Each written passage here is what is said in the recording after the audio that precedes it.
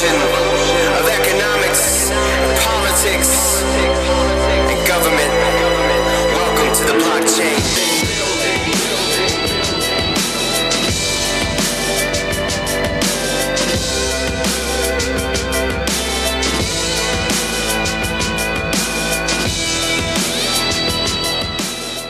A very good evening to all of you, and welcome to the event Blockchain, which is organized by the Technology Forum of SLASSCOM. And our event partner for today is Dialogue.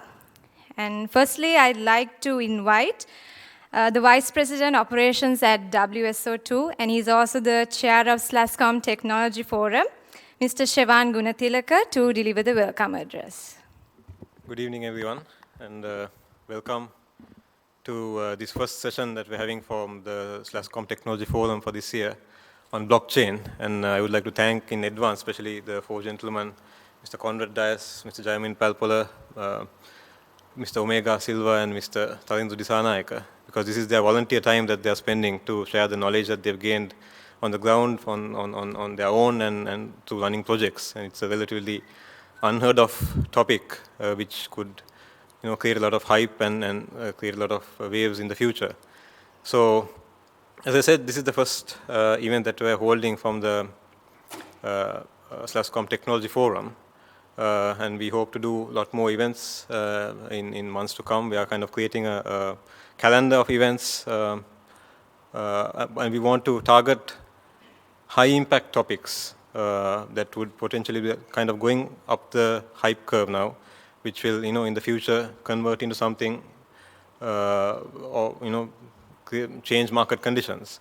So, so the intention is that some of these topics will just inspire you, motivate you, and ignite that passion to do something that's kind of groundbreaking, and then help us as a country take it out to the world and make the technology community in the country proud of that effort. So main thing is I would like to, so these are the first event, as I said earlier. We would like to, get some more engagement within the technology community in the country, within the technology forum. And so we'd like you to engage with us more, give us feedback, tell us how we can improve, what topics we can host in the future, and let's do this together. All right, so I don't want to take too much time because there's a packed agenda. I'll hand it over back to Shamala to take it from there. Thanks. So before I invite our first speaker, I'd like to just mention that all of y'all can engage through the Twitter handle #SLASSCOMTechTalk, and y'all can post your questions on that, and it'll be taken at the end during the panel discussion. So now I'd like to invite our first speaker. He's the Group CIO of LOLC, Mr. Conrad Dias, and he'll be talking on what's the future for business with blockchain. Started with a rap. I think that song summarized everything that what we are going to talk about on the blockchain and the Bitcoin to a certain extent. So now we are going to talk about WTF for business with blockchain. So how many of you, before I start, but WTF, by the way, what's the future? Not something that you all were thinking about. So how many of you all have not heard or experienced the blockchain? Or not heard about blockchain? I'm sure everyone would have heard about blockchain and Bitcoin. And what about how many of you all are used Bitcoins? Any experience in using Bitcoins? Any one of you? Okay, few. Very good. So I would like to start with a statement. The statement is basically the content and some of the opinions that I express is nothing to do with my organization, because I do this as a profession. I'm an enthusiastic about the blockchain and the Bitcoin. So that's why that I put this statement forward. Some of the things may be applicable to the organization that we are doing, but it doesn't reflect any of the things that we do as an organization. Of course, that we have done some things with the cryptographic features of the blockchain in some of our implementations. Okay, the cryptocurrency, which is one of the most important things. Let me start with basically start with cryptocurrency in terms of getting into the blockchain. As the word says, the name says it's a digital or a virtual currency which is created using the cryptographic features to bring in the security and anti-counterfeit features. If you look at the history of cryptocurrency, there has been a long history of cryptocurrency in the world where there were currencies which are pegged to gold. If you really know the fiat currencies, today the currencies which we use, they are called fiat currencies. They were also using pegged to gold. Basically, gold was one of the currencies, the precious metals were one of the currencies which was used in the early years. So the cryptocurrency was also in the initial stages, or the digital currencies, there was something called e-gold, which was again a digital currency backed by gold reserve. It had a feature of centrally controlled, but it's more of a digital currency. Then I'm sure you would have heard about the Liberty Reserve, which is again a centralized digital currency, which existed from 2006 to 2013. It had over 1 million users, but it has failed due to various reasons and it was banned. And there are so many currencies today in terms of the cryptocurrency world or digital currency world. But these earlier currencies had two main problems in the whole implementations. One of the biggest problems they had was the risk of double spend. What do you mean by risk of double spend? If you have a 100 rupee note with you, if you give it to somebody, you will not have that again. But in the digital currency phase which was implemented those days, there was an issue that it was not foolproof that if you have a 100 digital currency and if you pay to someone, you had the chance of paying that back again to another person. There was a risk in that. And the other risk that they had was need for a trust on the issuer. If you look at some of the failures that you had, even the Liberty Reserve, it was controlled by a central set of people and they misused it. It was, even though it was pegged to gold, when I say pegged to gold, there has to be a certain amount of currencies available. For that amount of currency, there has to be a deposit of gold. But they over-leveraged on that. So the trust on the centralized authority was very important. So these two problems created a lot of problems with the cryptocurrency or the digital currency. However, the Bitcoin, which is the first implementation of a cryptocurrency, most successful cryptocurrency, somehow managed to crack these two problems. This is the Bitcoin paper. I'm sure that you would have heard about. We don't know whether this person is the person who is the inventor. They call it person or persons. His name is known in the paper as Satoshi Nakamoto, right? So in this Bitcoin implementation, one of the key things that they cracked was actually the risk of double spend and the no need to have a centralized authority. How did they achieve this? Is actually through the concept of blockchain. The blockchain was the technology which was used in this Bitcoin implementation. So this is one of the most successful, the implementation of digital currency. Why there is the reason now, if you really look at today we are talking about the blockchain technology. In the blockchain technology, what's the relationship to the Bitcoin or the currency part of it? If you really look at it in the blockchain network, the currency, if you look at the Bitcoin, the currency what is used there, we are calling it a public ledger. It's managed by no one, managed by everyone who's involved in it. So there has to be some mechanism of rewarding for the people who manages that. So that's the part of the currency in the cryptocurrency world. So let me come back to that when I talk about the blockchain further.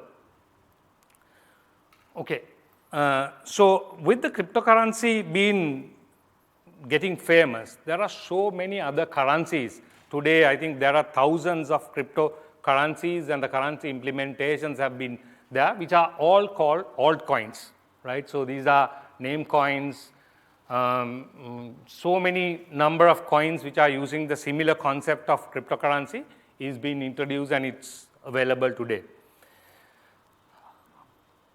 Okay, let's get to the blockchain. So as I mentioned, the blockchain relationship to the cryptocurrency, there are two types of blockchains which is available in the world at this given moment. One is a public blockchain and a private blockchain. So before that, let me say what is a blockchain. I'm sure some of our later on speakers will cover in depth in terms of how the technology works and the details. I'm more looking at from an angle of how we can implement it in terms of a business side. So blockchain is nothing but a distributed ledger. So what is the distributed ledger? It's a shared ledger, which is, what is a ledger? Ledger is something that which you keep records of, right? And the difference in this ledger is that it keeps records, or it commits on the records in terms of blocks. And these blocks are chained together, meaning that each block, when you commit a block, when you create a block, and that block has a relationship to the earlier block. And that's why it's a chain relationship. And this gives the feature of immutability feature, which is there in the blockchain. So this data is stored in a structured blocks. So in the blockchains, as I mentioned, there are two types of blockchains. One is actually the public blockchain. Public blockchain is called a permissionless blockchain. What do you mean by a permissionless? Meaning anyone can participate. Basically, if you are a Bitcoin, if you want to participate in the Bitcoin network, you can be a participant to the Bitcoin network, and anyone can have the right to operate, but no one owns it. So the first successful public blockchain was the Bitcoin network. And of course, there are variants. Ethereum is another public blockchain which is actually using a concept of smart contract, and Ethereum also uses a coin type of thing, in the sense the Bitcoin type of a cryptocurrency called Ether as the coin in that particular blockchain. This is the permissionless blockchain, which is the public blockchain, right? And the other one is a private blockchain, which is the permission blockchain. This is held by a group of people. Of course, it requires trust, and network may have owners, one owner or multiple owners, who is permission to commit a transaction. So the Ripple, and of course the Hyperledger is a completely different concept altogether. Hyperledger doesn't have a currency in that or an asset attached to it. It's a different concept, but it's a private blockchain implementation. Let me go to some of the blockchain platforms which are available. As I mentioned, Bitcoin is a blockchain platform which is there most popular. Ethereum. Ethereum is a design which is built on similar. They have identified some of the weaknesses in the Bitcoin blockchain, and they have created something which is again a public blockchain technology, which can be used by anyone, especially to use something called smart contracts, right? So there are various implementation of Ethereum in different sectors. Hyperledger. Hyperledger is a product, it's a blockchain technology which is actually designed for businesses. And when I mentioned about, when I told you all the relationship with regards to the cryptocurrency and the blockchain, I mentioned that the relationship why a cryptocurrency is attached to it is, when this is a distributed network, when the participants are doing a service, in order to pay for that service, meaning doing the transaction authentication and writing to the block, that's a service that they do, they need to be paid. They need to be compensated. Or in a public blockchain, it is very important that you have some kind of a token or a currency attached to it. That's why the Bitcoin as a currency which is attached to the blockchain, or even in the public blockchain like Ethereum, that's why Ether is there as a currency. But when it comes to the Hyperledger, Hyperledger is a project which they are trying to do as a private blockchain, where if you have a common interest, you will not pay for any service, and that service will be distributed, or service will be carried out based on the common objective. Therefore, you will not have anything to do with the currency in this. This is one of the first implementation, or they are trying to do. There are so many, based on Hyperledger, there are so many projects which have kicked off. They are trying to do without a currency attached to the blockchain.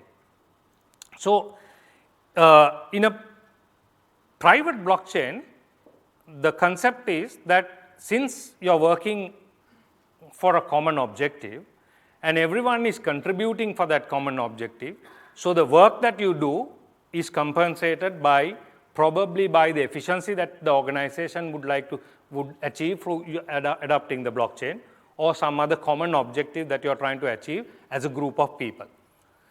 So, in my view, in a public blockchain, you have to have definitely you need to have some kind of a compensation. That can be a currency, that can be a token, which can be exchanged as a currency. That's why the blockchain system, if you look at the Bitcoin blockchain, has so much of value, is because that there is that currency, that's the world's largest public blockchain implementation, public blockchain implementation in the world at this given moment. Ripple is actually, I'm sure some of you all have heard about it. Again, it's a Ripple blockchain is mainly for banking services, right? So what they're trying to do, their network they're trying to do is basically they have implemented again a private blockchain network for banks, especially to transfer money from one state to the other, one country to the other. So this is actually competing the SWIFT network. I'm sure you all have heard about SWIFT network, but still they have not been able to crack the requirement of the Nostro accounts and all that. Still you need to have the Nostro accounts, you need to have a correspondence banking to a certain extent. Here the messaging platform will be much more faster in terms of carrying out the transaction. You still need to have a corresponding one bank at least, or a market maker, to make sure that the money that which you generate from one country, and when you're transferring it, that you will have fund flows, actual fund flows separately. But the message flow is instantaneous. Virtually you can do a fund transfer using Ripple network. If you are in the Ripple network, if the bank is in the Ripple network, instantaneously.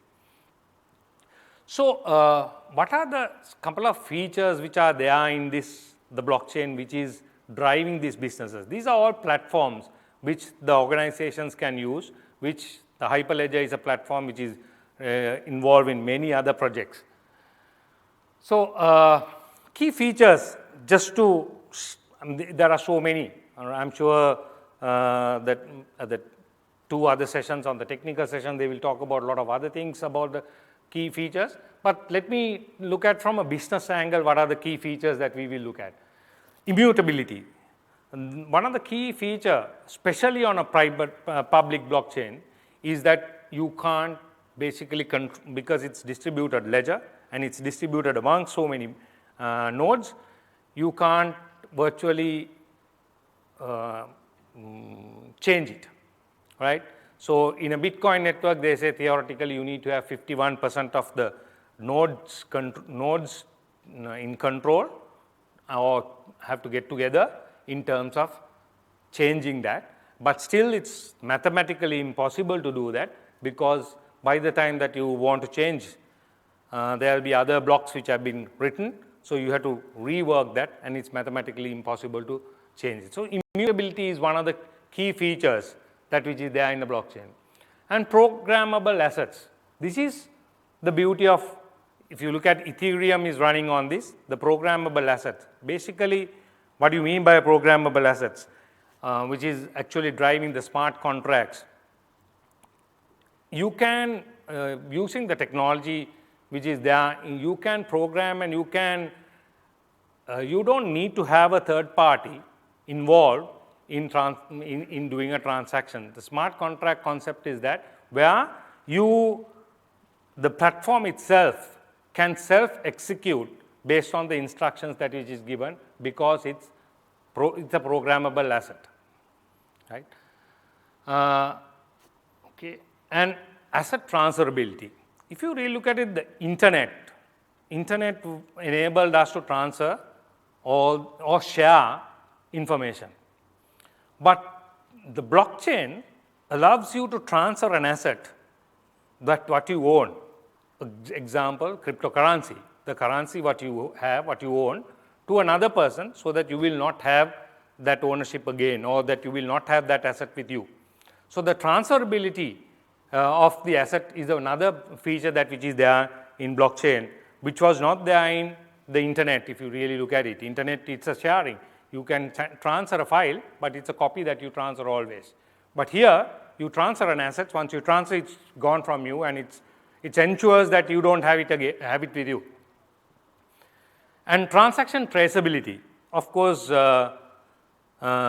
because it's written in blockchain and the copies of the data, copies of the entire database is within the network, and the traceability of the transactions, all the transactions back to the first transaction you can do, right? So it's recorded and it's immutable. You can't edit it, so it's available in the blockchain. And higher security.